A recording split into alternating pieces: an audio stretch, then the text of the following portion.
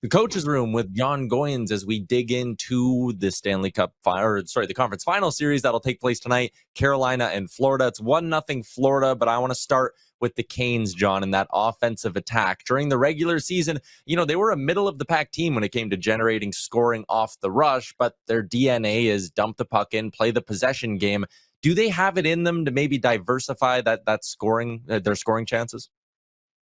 Well, they're going to have to execute in their diversification of scoring, and this was the first team that led me down that path of kind of coming up with this phrase, because every year when they get bounced out of the playoffs, it's not because all of a sudden they don't defend well or they don't play hard or they get away from their identity. Is typically they run out of goals. They typically run out of goals at key moments in a series when they get bounced, and they've become a team that is a little bit more middle of the pack, like you mentioned, in creating offense off the rush. But creating offense off the rush last game was really all perimeter.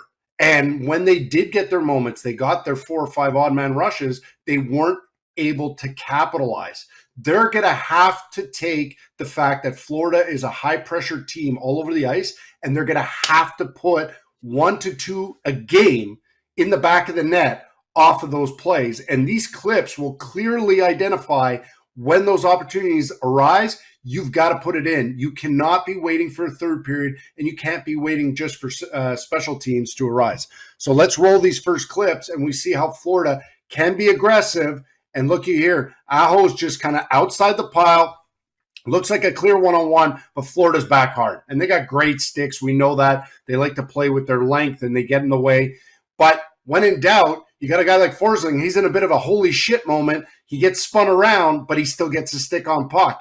Florida pinched their F3 a lot and their D a lot. And in this case, they both end up outside dots. And here's a mini breakaway. You don't score. Bobrovsky way outside his crease, managing the depth. You've got Schmidt sitting on the outside option on the breakout. So they adjust well. They go to the inside. Two passes beat 4. This has to lead to an actual scoring chance. Once again, Schmidt's in. He's sitting. F3 pinches, not giving Tkachuk enough time to get back. Odd man rush leads to 0 shots on net in this situation. Now, look at the fourth line. The fourth line for Florida did a tremendous job of breaking up rushes against. Greer steers. Mikkola doesn't screw around, up the wall to and then boom on no-sex stick. So you got a fourth line killing rushes and then getting clean exits. Here's another example. Florida, they've got consistency of play. And when your fourth line can engage like this, great poke check again by Greer, poke it and go the other way. Those are those moments where Carolina's got to take advantage. And here's a moment where up the ice, Ekblad gets ahead of himself on the flip, and here's the cutesy little kicking motion on that one goal off the rush. But if you don't find a way in those few moments where you get an on-man rush to get at least one of those pucks on net, then you are going to squeeze the stick a little bit more, and then you're always going to look for that second and third opportunity to create from O-zone possession, which Florida then will be big and box out.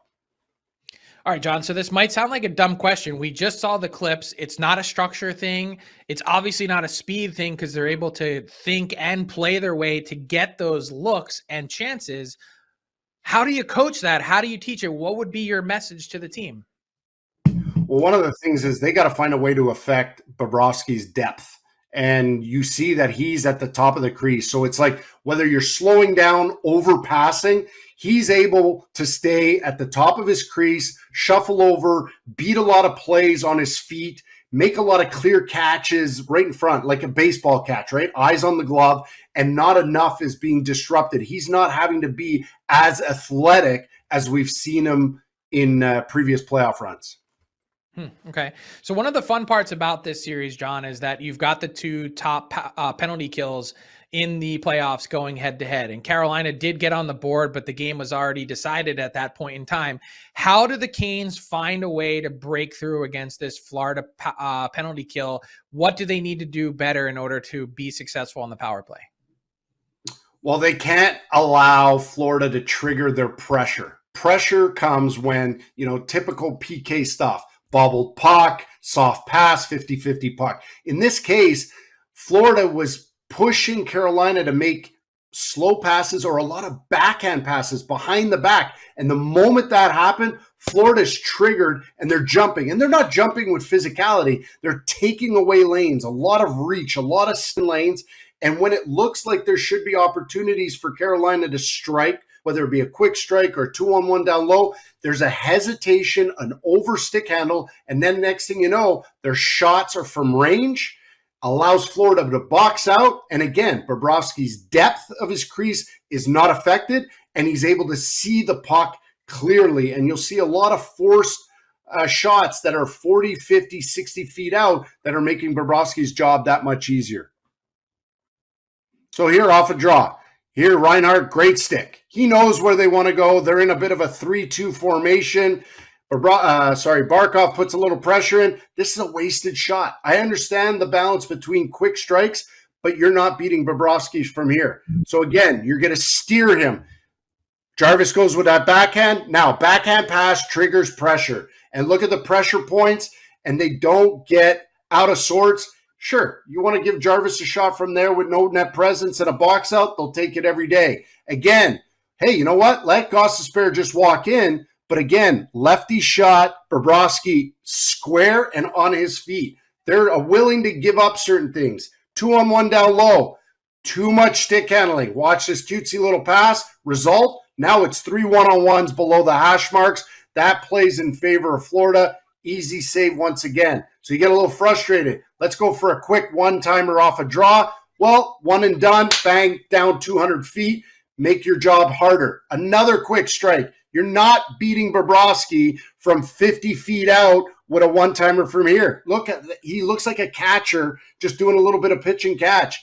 And again, the subsequent face-off right off the bat, quick strike in 4 seconds from 60 feet, no net presence. That is not going to chip away. And you've heard me talk about power plays. I don't always gauge a successful power play by the percentage, but by the timely goals, whether you're coming back in a game, creating separation on the scoreboard, and they allowed early power plays to get away from them, and then they had to chase after that score.